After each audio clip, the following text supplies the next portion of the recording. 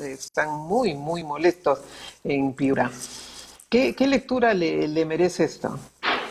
Bueno, definitivamente el Perú está en una etapa de desesperación. Hay muchos muertos, los índices de muertos cada vez es mayor, los contagios ni qué decir, no hay camas UCI, no se ha tomado las precauciones de las vacunas. Sagasti ha demostrado no tener liderazgo, ofrece, dice, anuncia y no se cumplen.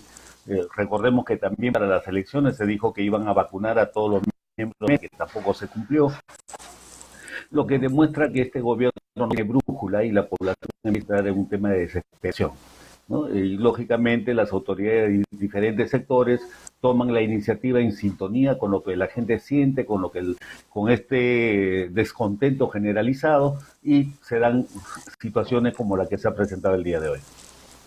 Venimos arrastrando una situación crítica debido a las malas decisiones desde cuando estuvo el expresidente Vizcarra en el gobierno y no tomó las decisiones adecuadas. Entonces todo esto está arrastrando. Y la verdad es que lo que a mí me provoca decir también es que ser oposición es muy fácil. Estar en el lugar de tomar las decisiones es muy complicado, hay muchos factores que hay que tomar en cuenta y la población no lo ve así, porque es más fácil en realidad criticar que hacer. Bueno, eso es cierto. O sea, en realidad tomar la decisión de las vacunas en un momento en que todavía no estaban probadas todas las vacunas. Recordemos que hace poco nomás tenemos a dos industrias farmacéuticas cuyas vacunas han sido cuestionadas. En ese momento en el que estuvo Vizcarra y que debió tomarse la decisión, era todavía el escenario bastante incierto. Sin embargo, la no acción oportuna, el no tomar las acciones de precaución, tanto en las vacunas como también en el tema de las pruebas. Recordemos que lo primero que se adquirió fueron las pruebas rápidas, y las pruebas rápidas eran un engaño, porque muchas veces recién se veía si eran positivos, si es que determinaba la enfermedad pasado los 10 días. Entonces la gente salía con una autorización para seguir contagiando. Ahora, en esta segunda etapa, con esta segunda cepa, pues esto ya es inimaginable, ¿no? La falta de precaución en la prevención ha generado un problema que ya es incontrolable. Y si a esto le sumamos los problemas hospitalarios que siempre han habido, pues la cosa ya es crítica, ¿no? Bueno, ha develado la pandemia la situación crítica que teníamos en el sector, en todo el sector salud, no desde ahora, sino desde hace muchos años atrás. Hoy día el Congreso ha aprobado la aprobación para que los privados puedan comprar las vacunas. Esta es una medida que se venía reclamando desde hace meses, ya mucho tiempo, pero que recién hoy día ha aprobado el Congreso y el gobierno se va a ver obligado a aceptar la compra por parte de los privados, ¿les parece? Es que es un tema en el cual el gobierno no puede oponerse. O sea, la situación a la que hemos llegado es tan crítica que tenemos que sumar fuerzas. Y si el sector privado tiene la capacidad de apoyar, pues tiene que darle luz verde para que lo hagan. El Sagasti ha sido muy peculiar, ha sido muy peculiar en decir que todo lo tiene que hacer el gobierno cuando el gobierno no tiene la capacidad de hacerlo. La cuarentena, la gente está reclamando mucho que se está cambiando las condiciones para el cuidado del COVID constantemente. Cada 15 días recibimos cambios y la gente dice, eso nos lleva a lugar a confusión. Ahora dicen que no salgamos, ahora están abriendo ya los casinos a un 20%, las iglesias también van a poder dar misa a tal porcentaje. Entonces, la gente se siente un poco confundida con el cambio de las medidas tan frecuente. Bueno, más que la confusión, acá hay dos agravantes. Por un lado es el tema de salud, que no está muy claro cómo es que tenemos que tomar las precauciones para evitar un contagio masivo mayor al que ya tenemos. Y por otro lado también es la situación económica. O sea, esto de los aforos reducidos afecta notablemente a las empresas que tienen este tipo de actividades. Vemos, por ejemplo, que el sector turismo prácticamente ha sido quebrado, ha sido cerrado. Los gimnasios, por ejemplo, ya cuánto tiempo tienen sin funcionar, ¿no? Y esto de que funciona o no funciona, de que se abre o se cierra, que los domingos, por ejemplo, no hay actividad, que estemos todos en cuarentena los domingos, impide que los centros comerciales vendan, que los mercados vendan, o sea, está afectando notablemente la economía, que impacta finalmente en el trabajador. ¿Cuánta gente está perdiendo trabajo? ¿No? El mar humano de personas que están perdiendo sus recursos es bastante grave por las decisiones equivocadas que se vienen tomando.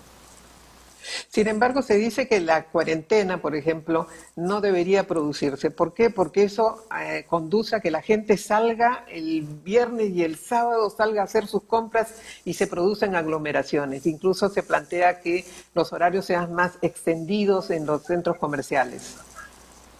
Efectivamente, ¿no? O sea, la gente al no poder trabajar, salir a hacer sus compras los días domingo, que es el día de descanso, recordemos que de lunes a sábado trabajamos la mayoría de peruanos, entonces se nos está viviendo y se hace que la gente el día viernes, el día sábado, salgan desesperadamente a hacer sus compras.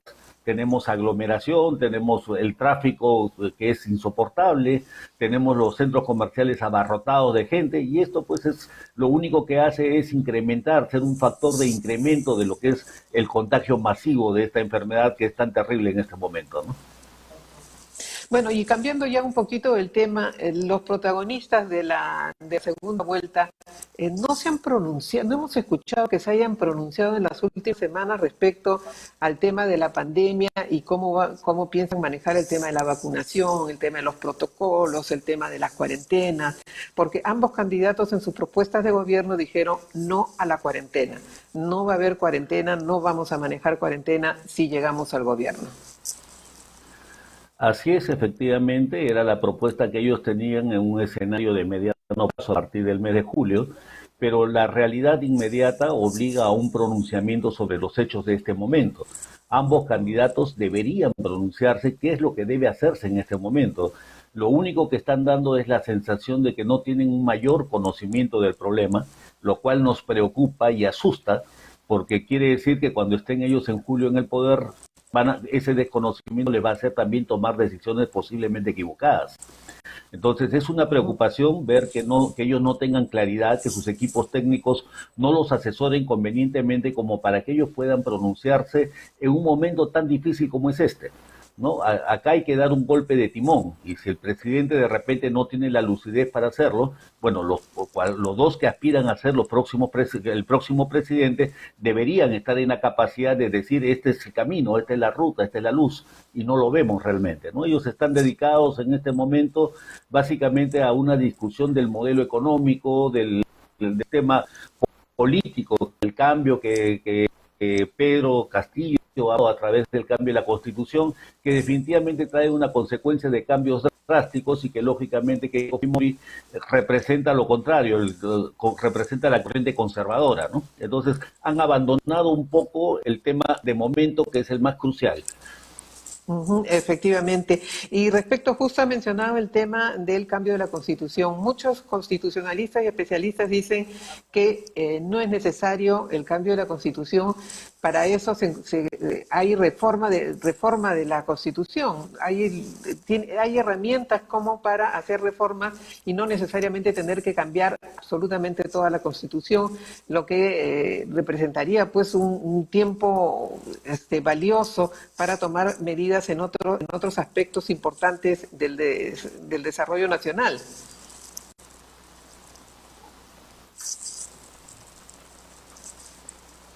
Hola, señor Milla, Pero otra vez ahí. ¿me escucha? Sí, a ver, continuamos. Sí, sí. Le estaba diciendo, si usted considera, como algunos constitucionalistas están señalando, que no es necesario un cambio de la Constitución, sino hacer reformas a la Constitución. Efectivamente, o sea, definitivamente este problema que tenemos de la pandemia ha cambiado la realidad del desarrollo económico que veníamos encaminados en los últimos 30 años. Recordemos que hemos tenido durante los últimos 30 años un crecimiento permanente, ¿no? Algunos años con más auge que otros, pero hemos tenido un crecimiento permanente del PBI, cosa que no se veía en los periodos anteriores. Sin embargo, la pandemia como que ha paralizado nuestra economía, ha puesto al descubierto las falencias como el tema hospitalario, y lógicamente la población está entrando en desesperación, en pánico, y los sectores más populares, los sectores más pobres son precisamente los más afectados, aunque en realidad esta enfermedad afecta a todos, pero la economía afecta definitivamente a los que menos tienen. Entonces, esta situación ha hecho que el país se polarice, se ha polarizado en los dos extremos, el extremo de izquierda y el extremo de derecha. La derecha que busca mantener el modelo económico haciendo los cambios y los ajustes que se consideren necesarios, y el extremo izquierda que busca un cambio completo de todo el modelo, cambio del modelo, cambio del sistema político, un cambio absoluto. Entonces, ¿qué es lo que sucede? Para la izquierda, para el sector de izquierda que representa en este momento Pedro Castillo, para poder hacer esos cambios tiene que hacer un cambio radical, mientras que lo otro significa cambios paulatinos a través de los mecanismos que la Constitución ha previsto. Entonces, un cambio absoluto requiere una Constitución nueva. Un cambio, ajustes, no requiere una Constitución nueva, sino requiere simplemente los mecanismos que ya la Constitución tiene. Ahora, el problema que tendría Pedro Castillo es que no tiene mayoría en el Congreso, entonces difícilmente va a poder hacer los cambios constitucionales que pretende. Entonces, él apunta a que va a hacer un plebiscito, a que lo va a proponer al Congreso. Si el Congreso no lo acepta, lo hará tema de confianza como lo hacía Vizcarra, y en un eventual rechazo por una tercera vez, lógicamente estaría cerrando el Congreso y podría invocar a una constituyente como él lo plantea y hacer un cambio radical como lo tiene previsto en su plan de gobierno. ¿Están haciendo bien los candidatos su campaña para obtener los votos necesarios de ese sector de la población que no ha decidido aún su voto? ¿Qué debería hacer, por ejemplo, Keiko Fujimori, y qué debería hacer Pedro Castillo? Pedro Castillo, por su parte, ha deslindado y ha dicho que él es el que va a gobernar y no ha autorizado a vocero alguno. Y por su parte la candidata está apelando al sentimiento, a la emoción, ha hecho un video muy bonito donde dice que ya no tiene la camiseta naranja, sino la camiseta del Perú. ¿Qué están haciendo estos candidatos bien o mal? A ver, claro, lo que sucede es de que ambos están enfrentando el peso de las mochilas con las que cargan, ¿no? La izquierda, todos sabemos que siempre se le ha visto vinculada al Movadef, al terrorismo, más que nada, más que por las relaciones que directamente, por el pensamiento que de alguna forma es el mismo. La ideología marxista es compartida tanto por Movadef, tanto por el senderismo, como por los movimientos de izquierda y en este caso el partido que pretende ser gobierno.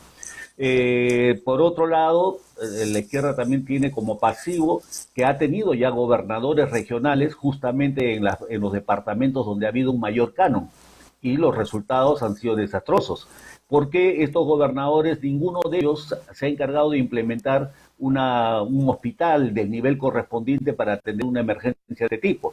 Recordemos que el canon minero en estas zonas mineras son millonarios, ¿no? O sea, por ejemplo, un distrito como el de San Marcos tenía 200 millones solamente un distrito. Ahora, en el caso de Keiko Fujimori... Pero, ¿por qué no han utilizado ese fondo, ese dinero que tenían estas regiones? ¿Hay problemas burocráticos que tienen que pasar para poder utilizarlo? ¿Presentar proyectos? Antes era el SNIF, la barrera que impedía que se utilizaran los fondos. Claro, el SNIP era un sistema un poco más complejo, ahora ha sido más simplificado con el InvierteP. O sea, el sistema no es tan complejo ahora como era antes. Sin embargo, de todas maneras, antes de aprobar un proyecto tiene que pasar por la autorización del MEF. Esto definitivamente genera una burocracia. Ahora, aparte de este problema que es burocrático, también se tiene la falta de decisión y definitivamente la corrupción, que también ha afectado bastante estos sectores, como ha sido demostrado, caso de Cajamarca, caso de Ancash, entre otros.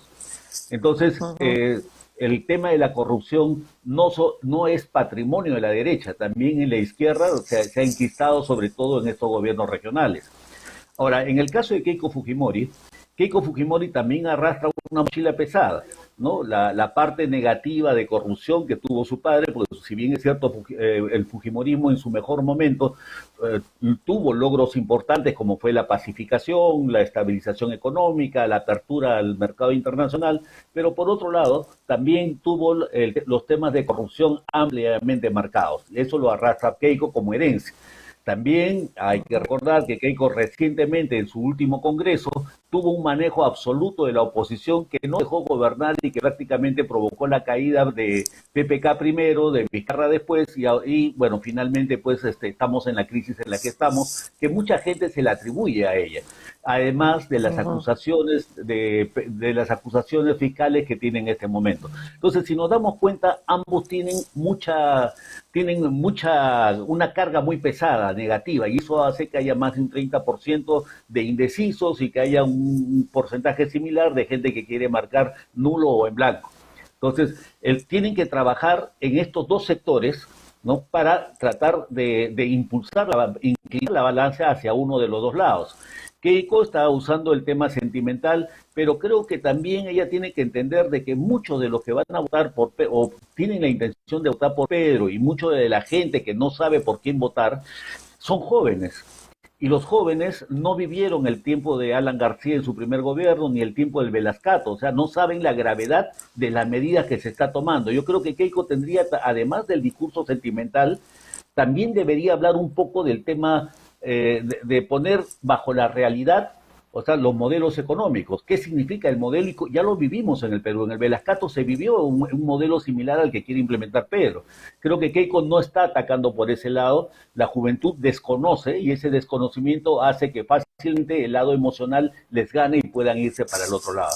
En el caso de Pedro Castillo, él está tratando de deslindar sobre todo el modelo económico que le ha planteado el presidente de su partido, pero no, si bien esto deslinda, pero él tiene voces claras de él cuando dice de que él no va a cambiar su modelo. Él dice que va a cumplirlo tal como está. Él no va a aceptar una hoja de ruta. Entonces, como que hay contradicciones. Su mensaje no es muy claro. Entonces, esperemos cómo avanza, cómo cambian, afinan sus estrategias en lo que queda de la campaña para ver para qué lado se inclina definitivamente el electorado peruano. Bien, don Luis Milla, muchísimas gracias por su participación. Esperemos pues que el Perú tenga lo mejor. Merecemos lo mejor y sobre todo por la celebración del bicentenario.